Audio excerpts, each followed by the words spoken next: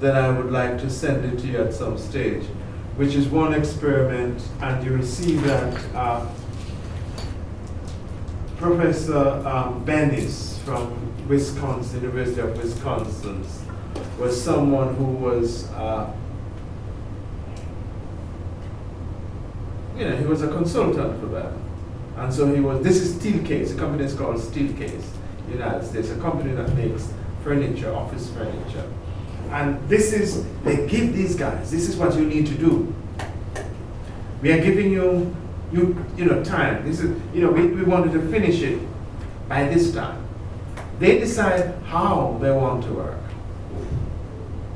So, and usually, how they want to work is they want to work straight across the clock until they finish it. When they finish it, they have nothing to do because they have finished the loading. This is the loading. They know what to do. They hold themselves meetings and they decide who will do what and get the work done. They know which suppliers to recommend to management, but they are making presentations to management. And management is saying, yes, this is what we want. They take responsibility for the job. They get the job done. They get the job done in record time. They have a quality agenda. They put quality at the forefront. One of the things here is, we are saying, is many of the practices in organizations, including the warehouse, you have to have your procedure, you have to have your processes, but whatever is being done should not be an obstruction to the flow of ideas and the way people work. So, you're not going to stand in the way of progress when these people, they know what to do, but you have not allowed them to bring this out in the work that they do. You have never given them a responsibility. This is a responsibility. You have the responsibility. We want you to design, tell us what's the best way of doing this particular task. And you'll be surprised, as Tom Peters and many other human relations protagonists have found out. People have got ideas. That's what quality circles is all about. People can tell you because they are there. They have seen the deliveries. They have seen the pics. But you don't give them an opportunity to tell you, to advise you. From my own research, most of the operators claim management fail to ask them for ideas. When ideas are presented, suggestions are presented to management, very seldom are these taken on board. Very seldom do these form part of decision making. Even though we're saying that these people, they have got marketing intelligence because they are right there at the forefront of your customers, your clients, and they know because they are part of the system. Okay, so that's where we're at. So we bring ergonomics down and we show that ergonomics is real. And not only is ergonomics concerned with general biological functioning, but it's concerned with the mental capacity, how people react mentally. So if you're driving on the road and you're tired, in the UK, there is a law against driving whilst you're tired. So if you have an accident, then you can be charged. If it is found that you were tired, if you're falling asleep at the wheels, you can be charged for driving while tired. This is therefore the signs on the motorway will say tiredness kills. Stop at the next station, rest, get in your car, stay in your car, and sleep a while. Sorry.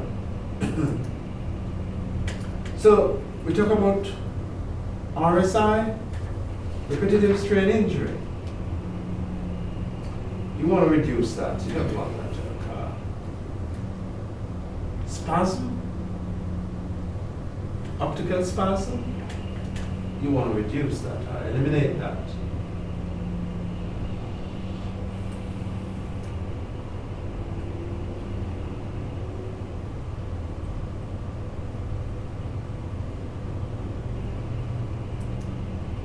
The same way that driving on the road while tired is danger to safety and health, operating machines can be dangerous if the operators are too tired, need a break.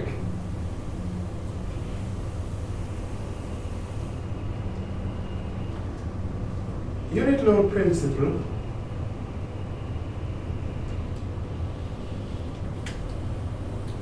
so think of the sizing,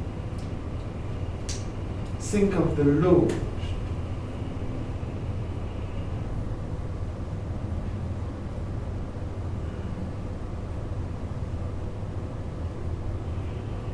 and therefore how many items on a pallet,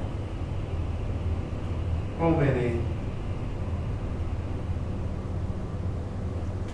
items are in the boxes, how many boxes on the pallet, how many items in the pallet. And one of the things I was talking about, I think last week in fact, was in terms of safety, and we spoke of shrink wrap.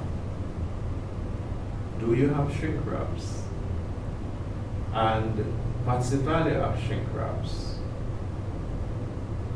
And so depending on what you have, the items could pass through a shrink wrap machine, and in a few seconds they are wrapped and they won't fall off the pallet.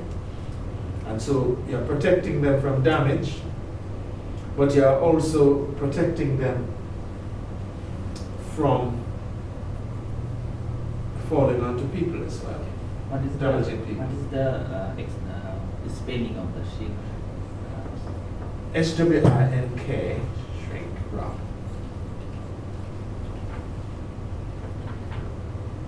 There we have it. INK. WRINK. WRINK. SWRINK.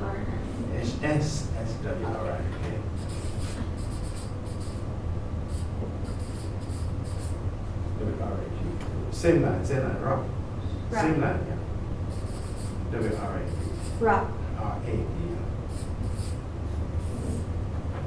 So you have a shrink wrap machine. Shrink wrap machine is things pass through. And you have different sizes, different dimensions pass through. And they hold them on the pallet. You can hold them together as items, and they can hold them on a pallet as well.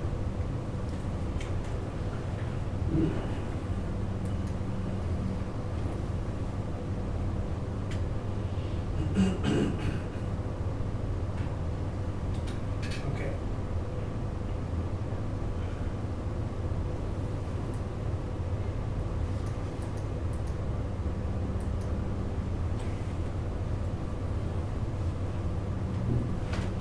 So you're thinking in terms of the one unit, but one unit with the different configurations.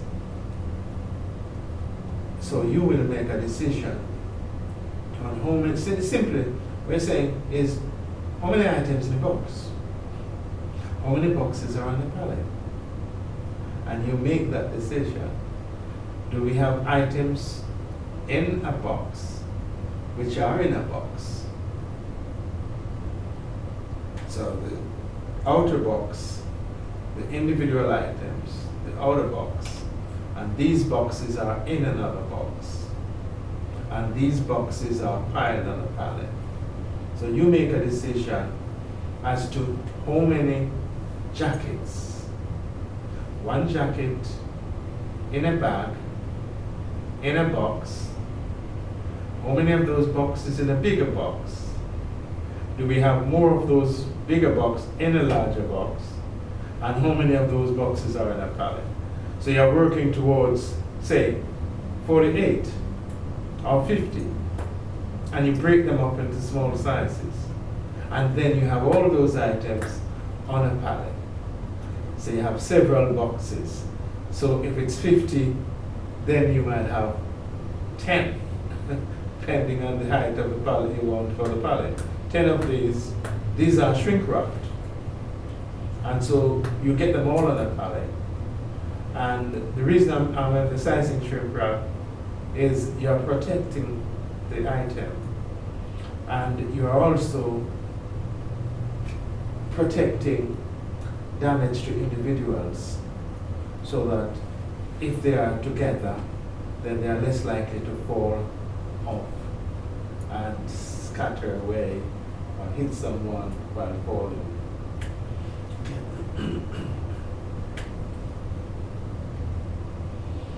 So, if you have these, then, remember we're talking about reduction in handling. So if you have these together, then you're reducing handling. You're reducing the time because they're moving together.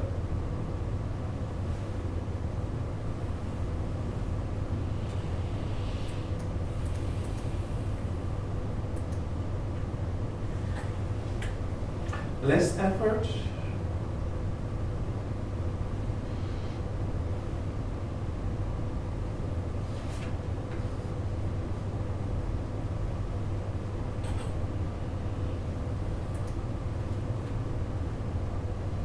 So we're saying if you put them together, then it's going to take you less time and less likelihood of them scattering, falling down. Less likelihood of them you getting miscounts because these are tapped together.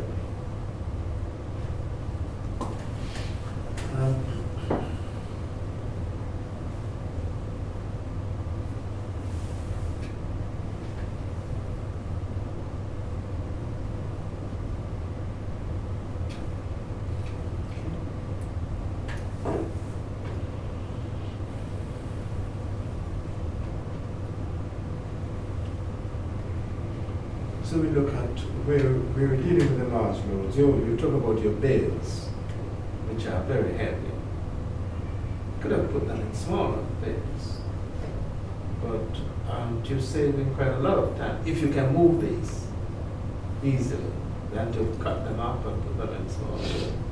So it is possible that your supplier could supply them in smaller units, but put them together. So that when you take out, then yes, you know that you only need a portion of this, so rather than you're dismantling and having to go through cutting them, then these are already prepared, and it wouldn't take them much longer to do it because they got the machines to do it. So some of these are things that you can negotiate with them and get it right to your benefits.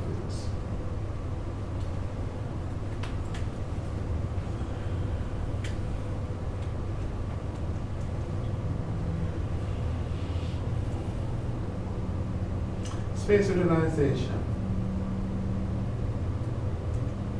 Talk about the space and space is a premium you must consider. Even if you are in the middle of nowhere, the constraints will be the material, the time that you need to construct the building. So you're going to be not infinite in the capacity. It's going to be finite.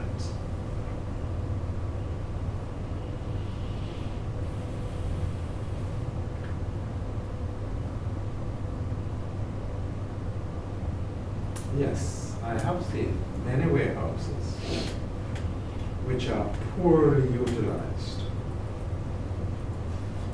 So we have vast expanses, and you have items dotted around, and you have a chaotic disorganization. You wonder, how on earth does this contribute to effectiveness of the whole entity? Be it a factory, it's a factory warehouse. Items, semi-converted materials are coming in, and they are not organized. They're going out to the factory. Finished products are coming back in, but there's no sense of coordination, no sense of organization at any of the points, either the in, out, in, out, or the out, in, or out stages. So, we have to do a much better job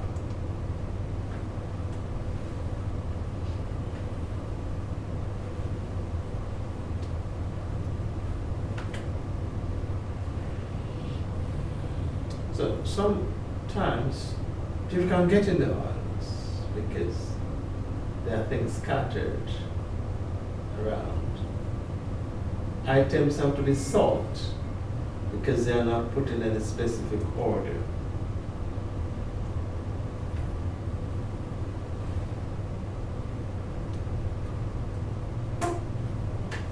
So some people favor narrow aisles. Okay, we got so much, but they have not got the right equipment to retrieve the items. They don't think about how are we going to get them out? What sort of order are we getting them out in? Are we going to have some remaining at the bottom forever? And so last in, first out, because that's the only way they can get them out. So it has to be thought out. Are we going to put them on a stack? Are we going to stack them on shelves? Are we going to stack them on the ground? Stack them on shelves. Then it's easier to have FIFO. But if they're on the ground, then unless we have a complete stock out, or we're going to have a complete stock out, then it's going to be difficult to have FIFO in any event.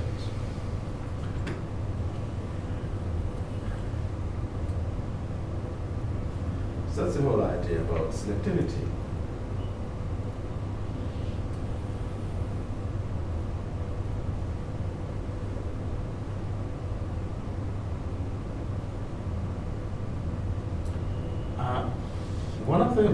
One of the other issues with respect to health and safety is, are your tall shelves, are they secure, or will they topple? What sort of security have you got for them? can they be moved? Or will they be moved forcefully?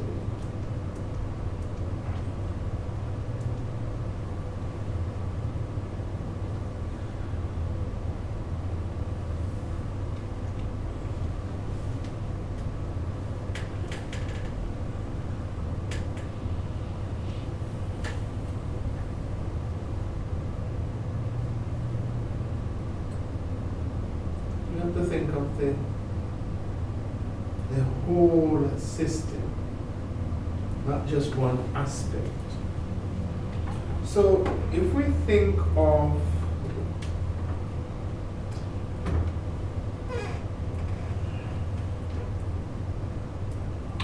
credit.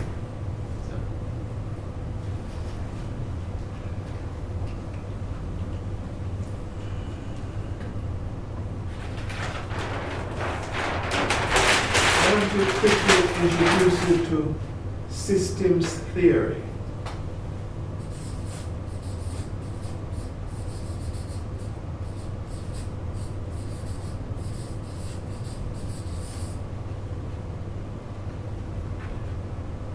What systems theory suggests is that there are linkages in operation. And if we say that there are linkages, then in all aspects of everything that we are thinking of, if there's a weak link, that weak link causes problems with everything else.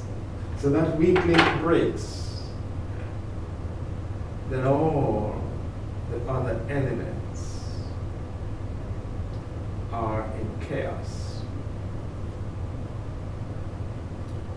So,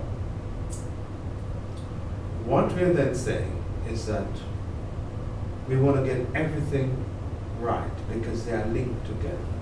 These are the whole, everything is linked together. So we want to ensure that we look at those things that might be ineffective, put them right, and then we'll have the whole system working together. So, we look at how one element of the system relate to another element.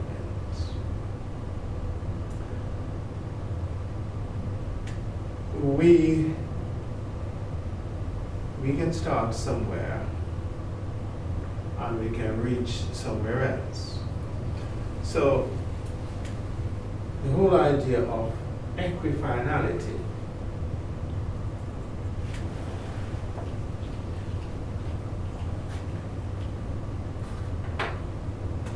EQUI FINALITY. The concept of equifinality suggests that, remember last week, we were discussing the different grades of material. And those different grades of material, we can get the best from them. So we can achieve the same level of perfection, but it's hard work with the lower standard. We need more energies with the lower standards to get to the higher grade. So we can't get materials which are substandard and expect to do the same level of work with them, and therefore to be at the higher end. It doesn't work. But we can, if we put a lot more energy into the conversion process, we can achieve the same level of finished product.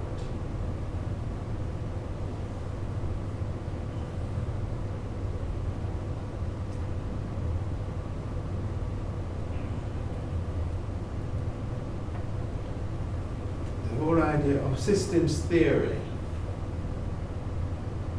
is also suggesting that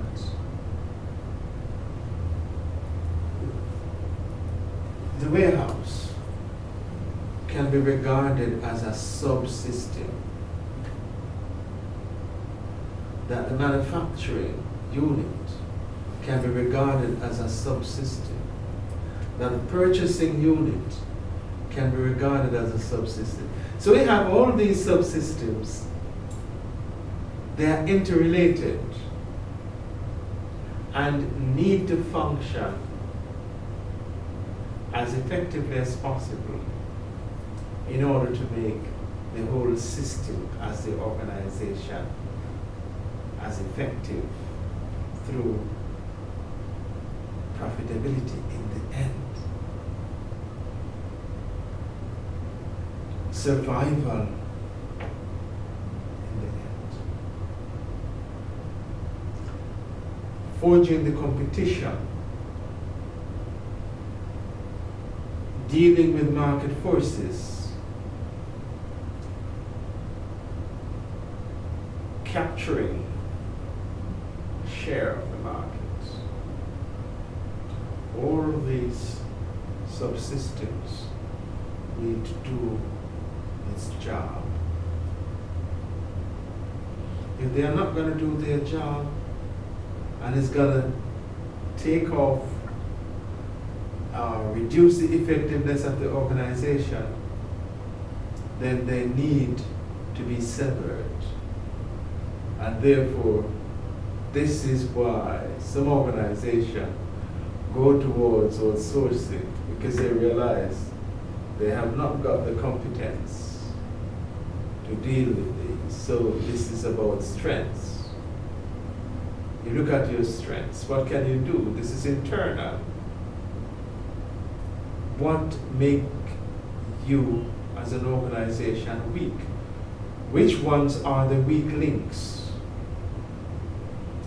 So we're going to exploit our strengths and we're going to work on our weaknesses. And we are not going to expose ourselves to the external environment